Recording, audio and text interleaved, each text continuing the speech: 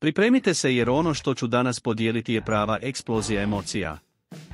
Vi, pogodili ste, da, baš ti tamo s druge strane, ostaćeš bez daha s ovim bombastičnim sportskim novostima. Ali prije nego što otkrijem što je to, samo stisni like, pretplati se na kanal, uključi zvono i smiri uzbuđenje, jer vijest je vruća. Sada zamislite prizor, ratnik ranjen tijekom intenzivne bitke na terenu, svi razmišljaju, hoće li se vratiti. I sada, prijatelji moji, odgovor je stigao.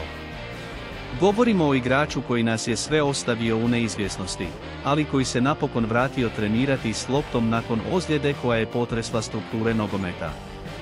Tko bi to mogao biti? Koja je to zvijezda koja se vraća? Da, prijatelji moji, niti manje ni više nego astro Mislav Oršić, bivša ikona Dinama Zagreba. Tip je prošao kroz bitku s križnim ligamentima tijekom priprema u Trabzonsporu, ali pogledajte ovo preokret. Nakon 3 mjeseca i 3 tjedna, vratio se na teren, trenira s loptom i pokazuje da je pravi fenomen oporavka. I nije to sve.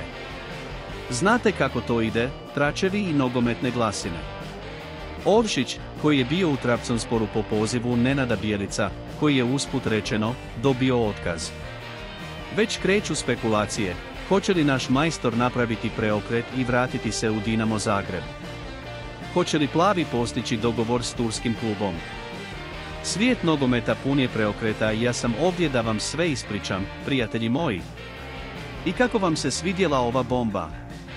Ne zaboravite stisnuti like, podijeliti se ekipom i naravno, pretplatiti se na kanal kako biste bili u toku sa svim vrućim novostima iz svijeta nogometa. I recite mi u komentarima, što mislite o trijumfalnom povratku Mislava Oršića? Hoće li još više zablistati? Držimo se zajedno, ekipa! Do sljedećeg videa!